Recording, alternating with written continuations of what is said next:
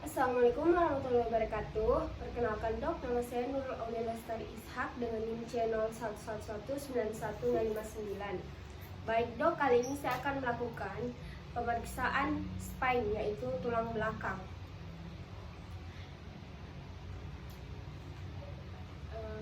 Selamat sore Bu. Perkenalkan, saya Dr. Nurul yang akan melakukan pemeriksaan kepada Ibu. Nama Ibu siapa? Akila. Ibu Akila.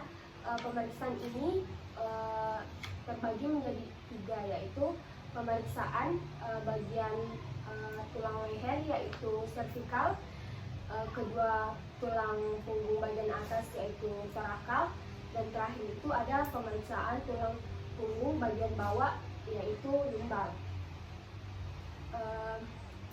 Pemeriksaan ini mungkin agak kurang nyaman bagi Ibu, tapi saya akan melakukannya dengan seprofesional mungkin. Apakah Ibu bersedia? Bersedia, baik.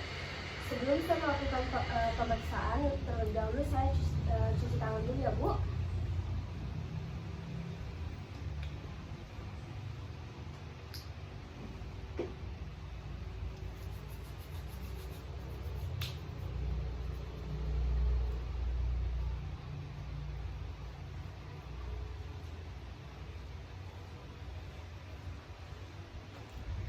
Baik Ibu, setelah saya melakukan cuci tangan, kita mulai pemeriksaannya ya Bu. Pertama-tama saya lakukan inspeksi pada bagian cervical, yaitu tulang leher pasien. Ibu, leher tak. Di sini Bu, saya lihat dulu tulang leher tak atau inspeksi. Saya bedakan dulu sisi kanan dan sisi kiri Ibu. Terus saya lihat apakah ada deformitas atau kelainan bentuk, dan juga saya akan melihat apakah ada bekas luka, bekas operasi, cedera ataupun kelainan yang lain. Dan di sini saya tidak melihat apapun dan normal. Tadi saya mau melakukan pemeriksaan pada bagian anterior tulang leher Ibu. Nah, sekarang saya akan melakukan inspeksi pada bagian posterior Ibu atau bagian belakang tulang leher Ibu. Tarik Ibu di belakang itu. Sama, saya akan melihat apakah ada deformitas, kelainan bentuk maupun bekas luka. Tapi di sini juga tidak memiliki kelainan seperti tadi. Jadi pada inspeksi saya tidak melihat adanya kelainan pada tulang leher pasien. Selanjutnya Bu, saya akan melakukan palpasi, yaitu meraba tulang leher Ibu. Di sini saya akan melihat melihat struktur pada bagian bawah tulang mandibula pasien. Itu dilakukan secara distal atau ke arah bagian bawah secara berurutan.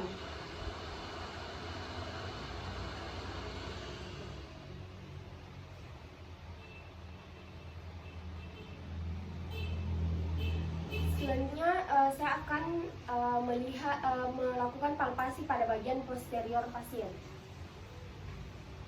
yaitu saya akan mengecek apakah ada nyeri tekan atau kelainan pada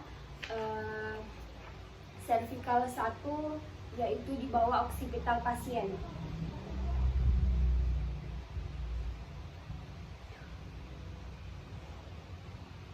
Nyeri kita rasa? Enggak ya? Dan pasien tersebut tidak merasakan nyeri pada saat saya menekan tulang leher bagian posterior pasien. Terus selanjutnya saya akan melakukan range of movement pada pasien. Tapi Ibu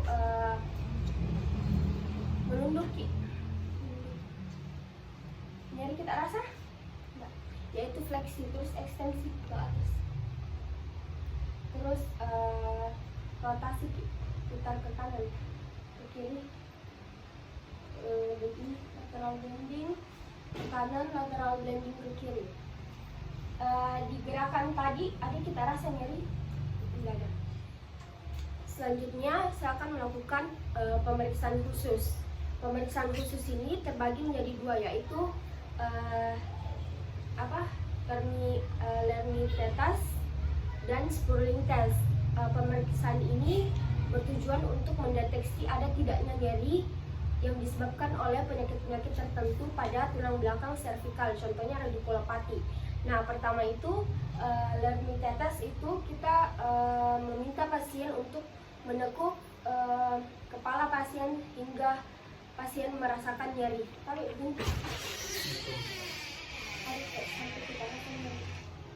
Terus yang kedua itu ada Spurling test. Nah, Spurling test ini kita menekan ke arah bawah kepala pasien hingga pasien merasakan nyeri. Tapi kita tekan ke arah kelakukan nyeri, tidak rasa. Selanjutnya saya akan melakukan pemeriksaan motorik. Pemeriksaan motorik pada servikal itu dimulai dari C5, C6, C7, C8, dan T1. Tiap-tiap saraf memiliki saraf motorik dan sensoriknya yang berbeda-beda.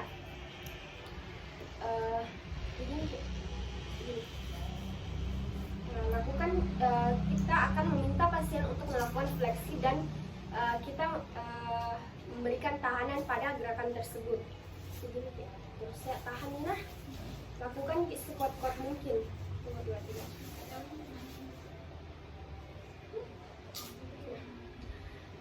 Setelah pasien melakukan gerakan, kita akan menilai gerakan tersebut mulai dari 0 sampai 5. 0 itu sama sekali tidak bisa diangkat, dan 5 itu yang maksimal atau yang normal. Nah, pasien tersebut mendapatkan nilai skor 5 karena normal gitu. Terus lakukan itu tadi gerakan motorik pada C5. Sekarang motorik pada C6, yaitu begini, luruskan terus ini kasih ke atas, ini ekstensi. Baru saya kasih tahanan, 1, 2, 3. Kasih gini baru saya kasih tahanan, 1, 2, 3. Sama dengan yang C5 tadi, mendapatkan skor 5. Terus C7 yaitu luruskan kita luruskan ke depan, kasih lurus. Terus tadi C5, C6, C7. Sekarang C8 yaitu menggenggam. Oke. Terus selanjutnya T1 yaitu begini. Setelah saya melakukan pemeriksaan motorik dari C5, C6, C7, C8 dan T1 itu pasien normal. Selanjutnya saya akan melakukan pemeriksaan sensorik, yaitu saya akan meraba C5 itu di bagian lateral, membedakan dengan sisi yang normal. Bisa kita buka atau tidak bisa? Ya, sini. Kita rasa sampai tangan kita rasa sama rasanya. Di sini apakah pasien mengalami hipotesi atau anestesi? Ada? Sama jiannya di. Terus C6 itu di sisi lateral dengan bawah. Sama gigi. Terus C7 itu bagian paling sensitif, yaitu jari tengah.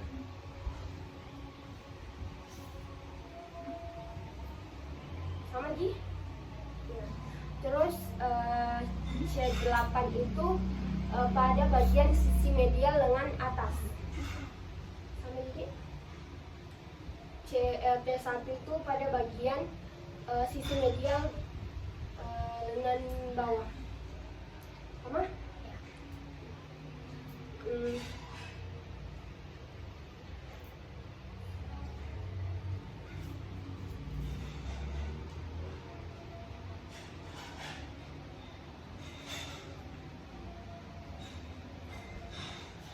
Selanjutnya saya akan melakukan pemeriksaan refleks fisiologis.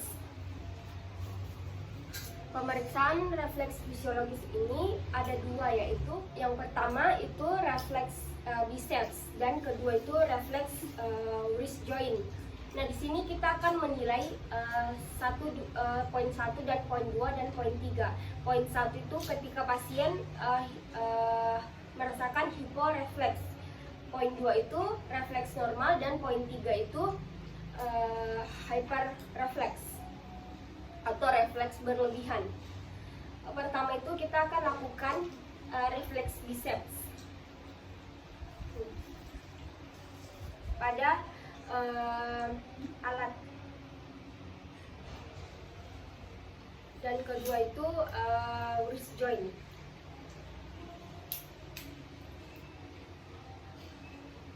Kasih nama.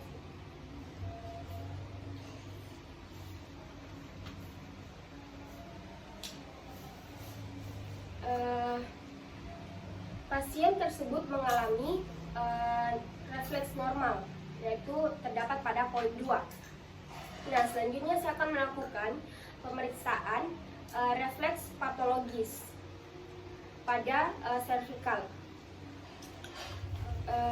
Refleks patologis terbagi menjadi dua, yaitu refleks Hoffmann dan Trommler. Refleks Hoffmann itu ketika kita akan melakukan fleksi pada proximal interphalange joint atau pada jari tengah. Terus kita akan melakukan pencubitan pada jari tengah. Kasih gini ya. Terus lalu tes kedua yaitu refleks Trommler dengan melakukan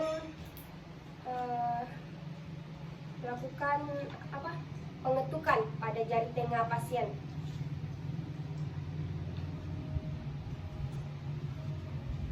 Nah, pasien tersebut jika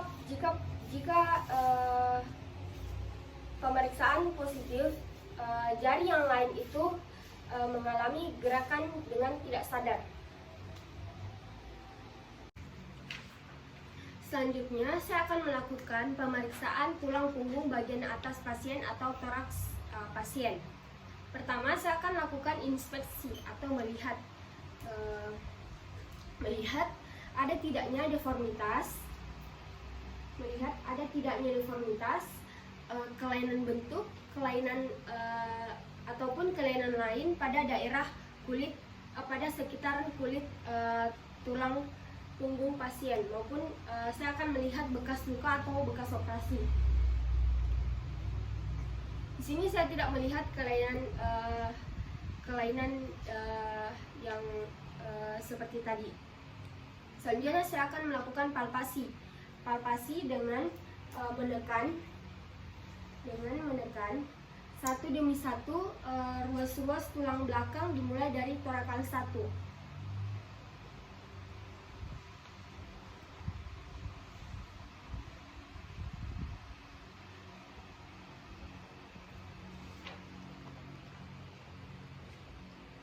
Di sini bisa dinilai apakah ada nyeri tekan atau kelainan bentuk. Nyeri kita rasa? Enggak. Selanjutnya saya akan melakukan range of movement dengan meminta pasien untuk meletakkan kedua tangan di depan dada, lalu meminta pasien untuk memutar punggung ke kanan dan ke kiri. Putar ke kiri. Apakah ada hambatan dalam gerakan yang melibatkan ruas ruas-ruas tulang belakang bagian toraks pasien. Selanjutnya saya akan melakukan pemeriksaan pada tulang punggung bagian bawah pasien, yaitu lumbal.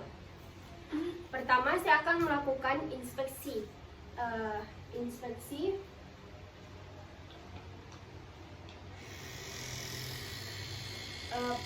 Saya akan melakukan inspeksi pada bagian lumbal pasien, melihat apakah ada deformitas atau kelainan bentuk ataupun bekas luka pada kulit sekitar lumbal pasien. Selanjutnya saya akan melakukan palpasi atau perabaan dengan menekan satu demi satu ruas lumbal pasien, dimulai dari lumbal 1 sampai lumbal 5. Sampai di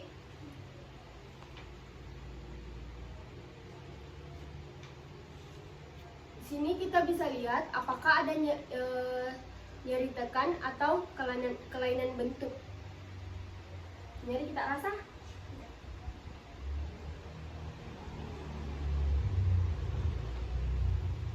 Selanjutnya saya akan melakukan range of movement dengan meminta pasien untuk memfleksikan punggung pasien sampai membungkuk.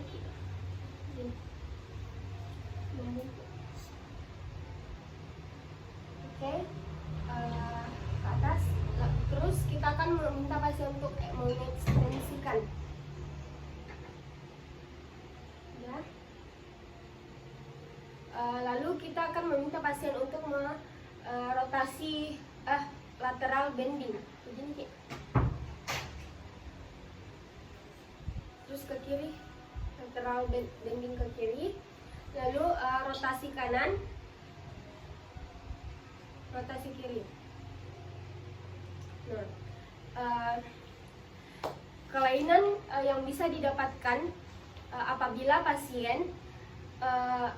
pasien mengeluhkan nyeri pada saat pemeriksaan atau ketidakmampuan pasien dalam melakukan gerakan aktif ini. Tapi Bu, tadi gerakan tak nggak ada nyeri kita rasa? Nggak ada. Selanjutnya saya akan melakukan pemeriksaan motorik pada lumbal pasien atau tulang punggung bagian bawah pasien. Pemeriksaan motorik pada lumbal ini dimulai dari lumbal 2 sampai sakral 1 atau L2 to S1. Dengan L2 yaitu meminta pasien untuk mengangkat lurus kaki pasien dengan kedua kaki. Sebelahnya lagi, Bu. Ya. Kemudian L3 dengan meminta pasien untuk menekuk paha pasien. Lalu meminta pasien untuk meluruskannya dengan kedua kaki. Kakinya sebelah lagi, Bu. Ya. Selanjutnya L4 yaitu melakukan dorsifleksi. Ya. Sebelahnya lagi. Selanjutnya L5 yaitu dengan meminta pasien untuk menggerakkan ke atas jempol kaki pasien dengan saya dengan memberikan tahanan. Oke, sebelahnya lagi. Oke. Dan yang terakhir itu sakral 1 yaitu meminta pasien seperti menginjak rem, kayak injak rem. Lalu kita berikan tahanan. Oke. Dari lumbal 2 sampai sakral 1 memiliki skor 5. Kita menentukan skor 0 sampai 5. Dengan 0 itu yang tidak bisa hanya otot yang berkontraksi tapi tidak ada gerakan. Tetapi kalau skor 5 itu dia bisa menahan tahanan kita, dan saya beri skor 5 pada L2 sampai S1, yaitu normal. Selanjutnya saya akan melakukan pemeriksaan sensorik pada lumbal pasien dengan lumbal 1, yaitu pada inguinal pasien dengan membedakan sisi normal pasien. Jadi ada sih sama kita rasa. Sebelahnya lagi sama kita rasa. Lalu pada bagian pada L2 yaitu pada bagian sisi medial paha, dan L3 pada sisi medial lutut. Tapi bisa diangkat? Bisa? Nggak bisa di? Sama? Tidak sama? Ini sama? Tidak sama.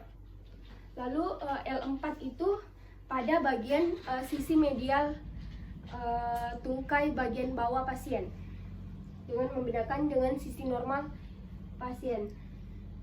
Sama di? Lalu pada bagian L5 itu pada bagian sisi lateral tungkai bawah pasien. Sama? Ya. Ini sama. Lalu pada bagian S1 itu pada bagian punggung kaki. Sama jadi? Ya.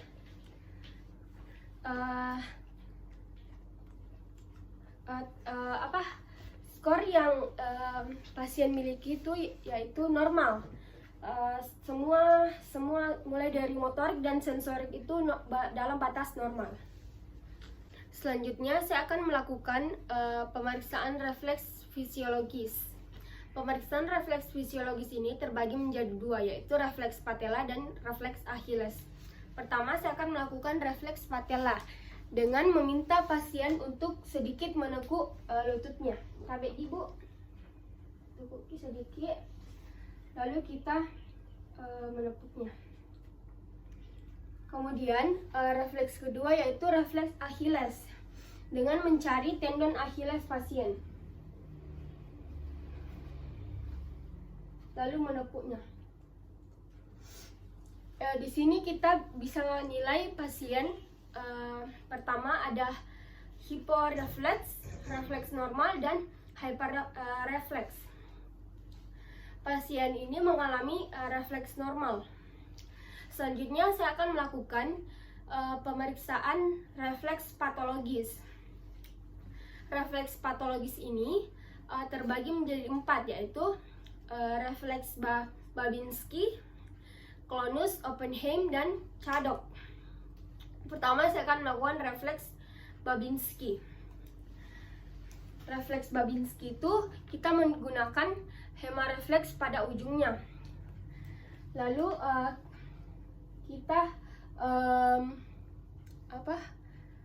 kita lakukan gesekan pada tumit pasien, lalu ke bagian lateral pasien dan ke bagian bawah jempol kaki pasien dengan cepat. Lalu refleks kedua yaitu refleks Oppenheim, yaitu mencubit sisi tibia atau krista tibia, memijat dengan kedua sisi. Selanjutnya refleks Clonus. Refleks Clonus itu menggunakan telapak tangan diletakkan di telapak kaki pasien, lalu didorong ke depan hingga pasien melakukan dorsifleksi dengan cepat. Sampai lemas.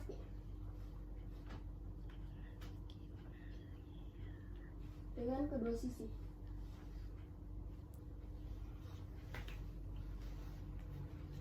Lalu refleks keempat yaitu refleks cadok dengan menyentuh bagian sisi lateral pasien, kaki pasien ke bagian punggung dengan cepat.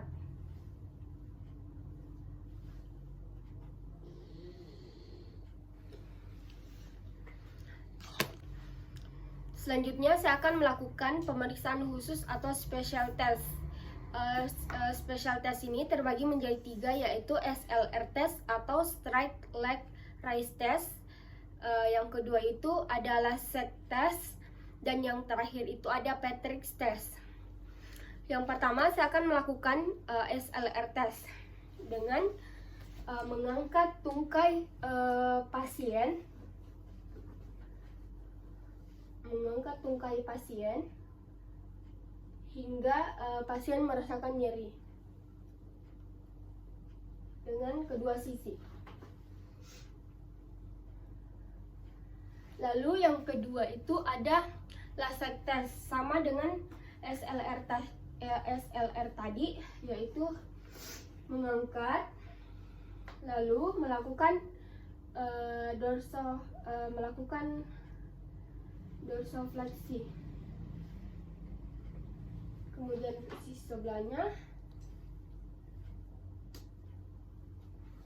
Lalu yang terakhir ada Patrick's test, yaitu melakukan fleksi pada knee,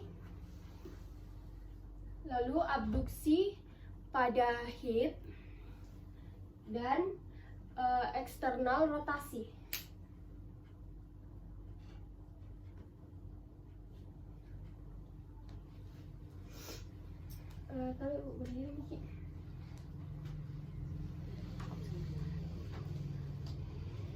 Jadi ibu setelah pemeriksaan yang saya lakukan, mulai dari tulang leher ibu dan tulang punggung atas dan tulang punggung bawah ibu, itu semuanya normal. Dan setiap refleks yang ibu gerakkan tadi itu mendapat poin yaitu refleks normal. Jadi makasih Bu sudah melakukan pemeriksaan. Istirahat Ki yang banyak di rumah, jangan Ki terlalu banyak bergerak yang bisa menyebabkan tulang-tulang belakang ibu itu mengalami cedera atau sobekan. Sekian pemeriksaan yang saya lakukan, kurang lebihnya mohon dimaafkan. Assalamualaikum warahmatullahi wabarakatuh.